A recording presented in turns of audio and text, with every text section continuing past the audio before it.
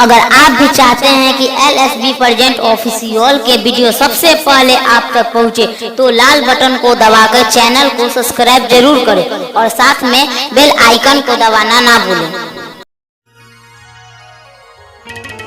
ए आदित्य, हाँ सोनू हो, प्रदीप बोला। ए रमेश, गिरी बाबा हो, बउआ जी, ए बिट्टू भाई, हाँ परमेश्वर जी, है सुना ना कहानी हो दादा। ए बाबू राजन, आहो देखा यही चैत के महीना में हाँ एक जन के मरद बड़ा आलसी मिल गइल बा। हाय हाय हाय हाय हाय हाँ देखियो मेहररुआ बड़ा परेशान बटे अपना मरद से। हाँ आ जाके अपना सखी लोग से का कहत तारी सुनी। का कहतारी कहा कहा हाँ देह दर्द से मरता, आई हो दादा खाली उहे धरता, डंड खींचता रे डंड। देह दर्द से मरता, खाली उहे धरता, माना कइला पपियावा सखी हमसे लड़ता, सैया छोड़ी के हो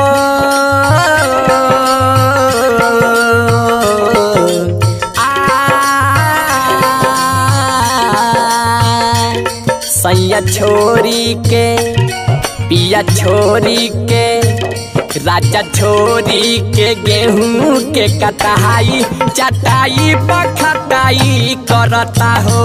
पिया छोरी के गेहूं के कटाई चटाई पखटाई करता, देह दर्द से मरता, खाली उहे धरता, माना कइला पपियावा सखी हमसे लड़ता, सैया छोड़ी के हो, पिया छोड़ी के, राजा छोड़ी के, गेहूं के कटाई चटाई पखटाई करता हो।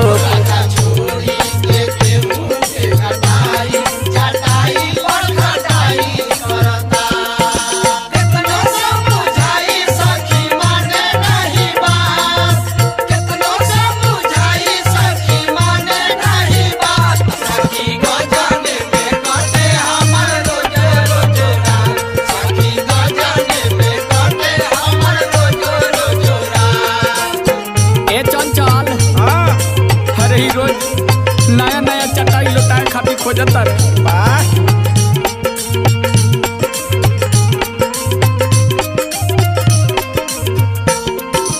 ए सखी का हो,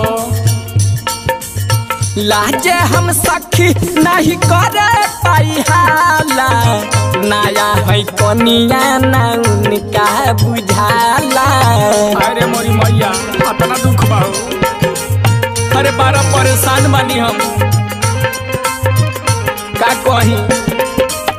लाजे हम सखी नहीं करे पाई हाला, नया है कनिया ना उनका बुझाला। आदित्य जी के संगत कइले बारन। ए सखी कहा गल के मसूरी सरता, पाक के मटर झरता, नहीं देखे खेती बाहरी बोका छूटा चढ़ता, उनके आदत ही हो, उनके आदत ही, उनके आदत ही कैसे हटाई चटाई पखटाई करता हो। पिया छोड़ी के गेहूं के कटाई चटाई पखटाई करता।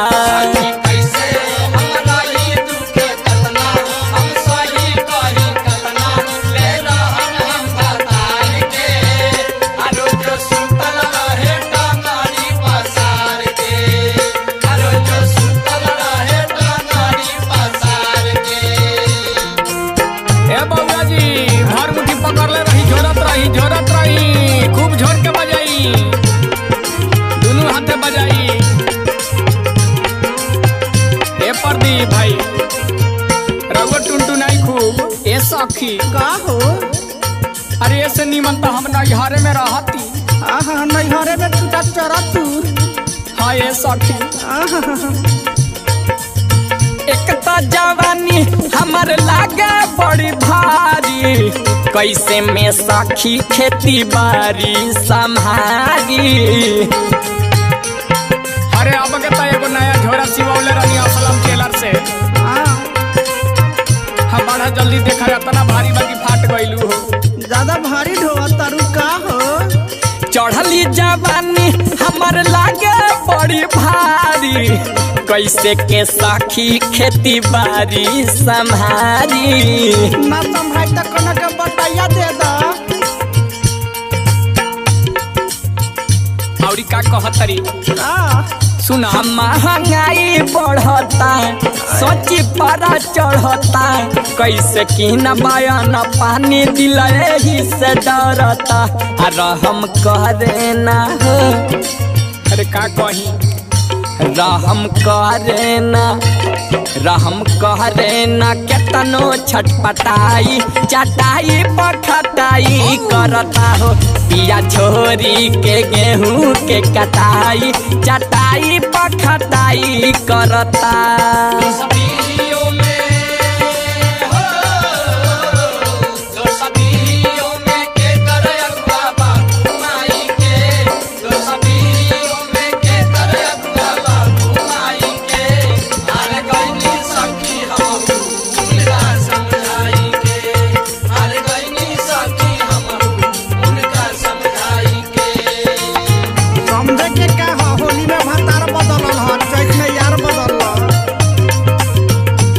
कृष्णा अरे तू कहाँ बैठल वाला चुप के भाई देखा लोग चटाई बदलता लोग।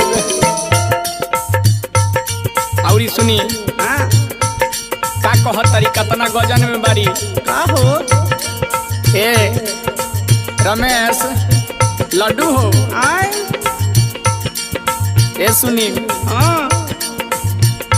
ओम प्रकाश जी बाप रे बाप ध्यान दे हम तनी। अशोक भैया पूरा ध्यान बा पूरा ध्यान बा। कंप्यूटर चलावत रह वही चलते आके धसल बा। धसल बारे अरे धसल नहीं खान केहू से फसल बारा। ये पूरा काम में लागल बारे दिन भर वही में फसल रहता रहे।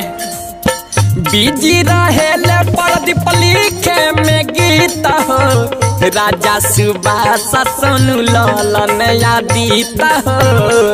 प्रदीप गलती नहीं के करत भले रहता प्रदीप। ए दिलीप प्रदीप जी बिजी रहेले प्रदीप लिखे में गीत हो, राजा सुबास सोनू लालन यादीत हो। जाना तारा नया नया शादी होए वाला बारे प्रदीप के, आ वही पर सारा रसनोई जियान कर देता रे। ललन चाचा ध्यान दी नाही तनी कोयरता, प्यार के आह भरता। नाही तनी कोयरता, प्यार के आह भरता। पीठी भइल बावे लाल सखी में खरी गरता हो। दुख के तनाले ए सखी हो, ए सखी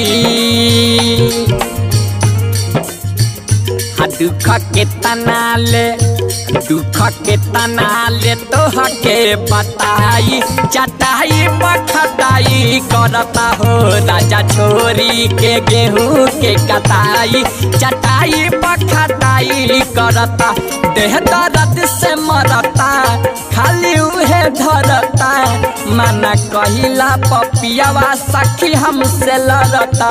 सैया छोरी के हो, राजा छोरी के, पिया छोरी के गेहूं के कटाई, चटाई पखटाई करता हो। राजा छोरी के गेहूं के कटाई, चटाई पखटाई करता हो। पिया छोरी के गेहूं के कटाई, चटाई पखटाई करता।